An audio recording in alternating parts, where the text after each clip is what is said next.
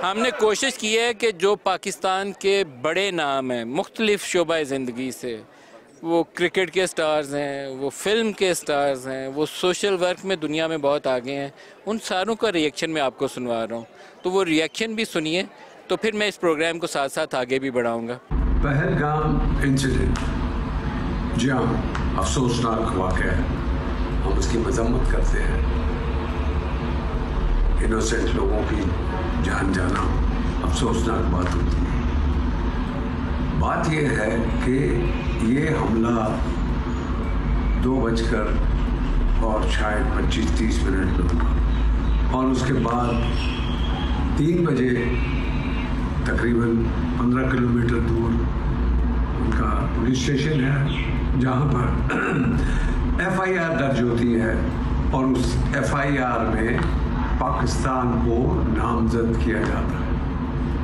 अब इस आधे घंटे में कहाँ से इनको इंफॉर्मेशन मिली कि इस अटैक में पाकिस्तान इन्वॉल्व होना तो ये चाहिए था कि जैसे ही अटैक हुआ ये अपनी प्रेस कॉन्फ्रेंस करते हैं कि हमने अब एक बहुत बड़ी मीटिंग बिठवाई है और हम एक लोगों से कहा है कि हमें पूछ के बताएं, देख के बताएं कि ये हमले में पाकिस्तान शामिल है या नहीं है।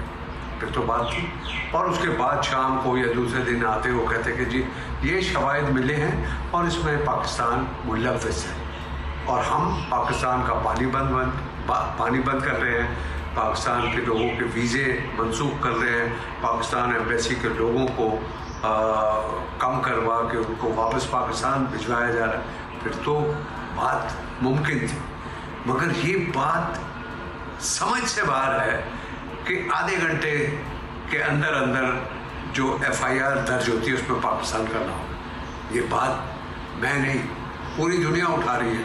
मैंने तो सारी सोशल मीडिया, सारे YouTube, सारे चैनल्स पे यही देख रहा हूँ, बल्कि ये आवाज़ तो अब इंडिया के अंदर से भी उठनी शुरू हो गई है कि आपके पास क्या सबूत है, क्या सबूत है आपके पास कि इसमें पाकिस्तान इन्वॉल्व है। पाकिस्तान ने तो वैसे ही ऑफर कर दिया है कि आइए एक हम गैर जानबदार कमेटी इसकी इन्वेस्टिगेशन करें और पता करें कि इसमें कौन इन्वॉल्व है, और अगर पाकिस्तान इन्वॉल्व है तो हम इसके जवाबदेह होंगे और अगर नहीं है तो फिर ये बात खुल के सामने आ जाएगी कि ये मेरा मतलब है कि जानबूझ के ये किया गया और इसमें बहुत सी चीज़ें शामिल है, इसमें बहुत से दूसरे ममालिक भी शामिल हैं जो इनके पीछे हैं। तो लिहाजा हम इसको कंडेम करते हैं और अगर उन्होंने हिंदुस्तान ने बग़ैर किसी सबूत के हमला किया तो हमारी आर्मी जो है वो कोई ऐसे नहीं बैठी हुई, वो तैयार है।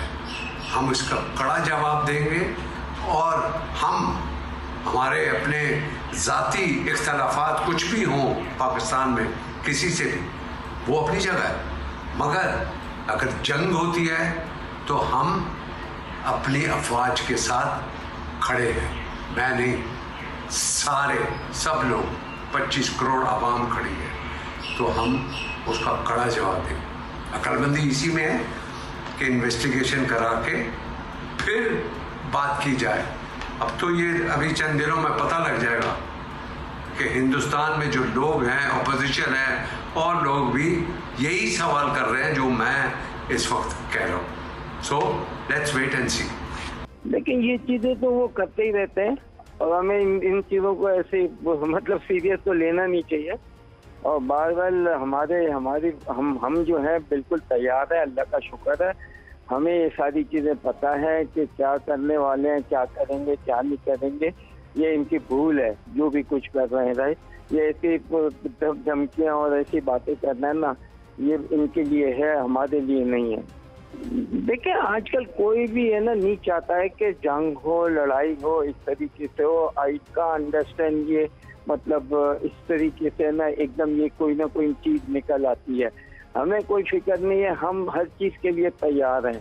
हमारे पास हर चीज़ अल्लाह ने दी है, सब कुछ दिया, और हमारे यहाँ हर आदमी जो है वो अपने लड़ना चाहता है, और हमें ये खुशी होती है कि हम अपने जाके लड़ें, और अपनी इसमें लाइफ जाना यानी कि एक बहुत बड़ी सादत की बात है। बिल्कुल देखिए, ये हवाई फायर जो है ना बहुत होते रहते हैं, अब पहले भी होते रहे हैं, ये इतना आसान चीज़ नहीं है। और लाजिम बात है कि मोदी साहब को अपनी हो सकता है कि कुर्सी बचाने के लिए कि अवाम जो है वो उनके वन साइड जा रही है, अवाम उनसे तंग आ चुकी है, और वो अब ये ट्राई कर रहे हैं कि किसी तरीके से मैं कोई ऐसा काम या इस किस्म की चीज़ हो जिससे मुझे है ना दोबारा कुछ है ना मिल जाए। मैं नहीं समझता, क्योंकि Indian people, Indian crowd, Indian everyone जो है वो बहुत बहुत पीछे चला गया, और वो मान रहे हैं कि किसी तरीके से कि ये प्राइम मिनिस्टर जो है ये तब्दील हों। मलिक साहब, लेकिन इसका मैं क्लोजिंग रिमार्क्स आपसे चाहूँगा, एक वो लेसन जो शायद एक जंगी जुनून में मुब्तला मोदी की समझ में नहीं आता। उसको किसी ज़माने में बुचर ऑफ गुजरात कहा गया था, अमेरिका ने उसके ऊपर ट्रैवल बैन लगा दिया था, लेकिन यहाँ मफादात की दुनिया है।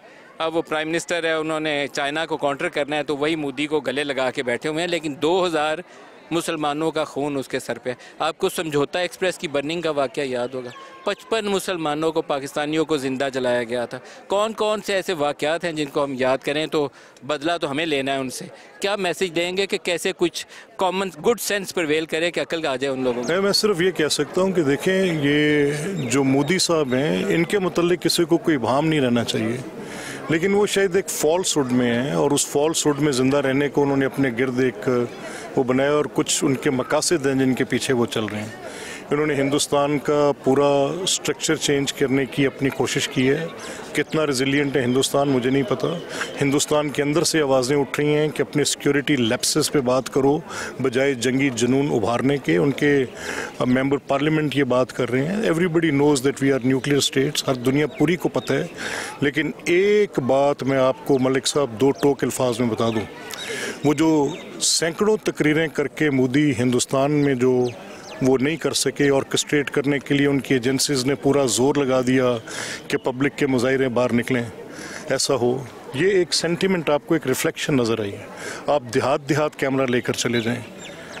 हमारे वज़ीर आज़म की और सिपा सलार की एक तकरीर जो जंगी तकरीर नहीं थी, सिर्फ ये थी कि पाकिस्तान का मतलब क्या, ला इलाहा इल्लल्लाह, दैट इज़ इट। अल्लाह पाकिस्तानियों को अपनी हिफाजत में रखे और पाकिस्तान को भी अपनी हिफाजत में रखे। और इंशाअल्लाह ताला अगर ऐसा चैलेंज आया तो हम कदम डगमगाएंगे नहीं, हम मजबूती से खड़े होंगे और एक का जवाब 10 गुना ताकत से वतन की हुर्मत पे हमारी जान, माल, औलाद सब कुर्बान इंशाअल्लाह। मलिक साहब बहुत शुक्रिया आपका। जाते जाते नारा पाकिस्तान का मतलब पाकिस्तान, जीवे जीवे पाकिस्तान, पाकिस्तान जिंदाबाद, हमारा सिपा सलार और हमारा प्राइम मिनिस्टर के भी शाबाश।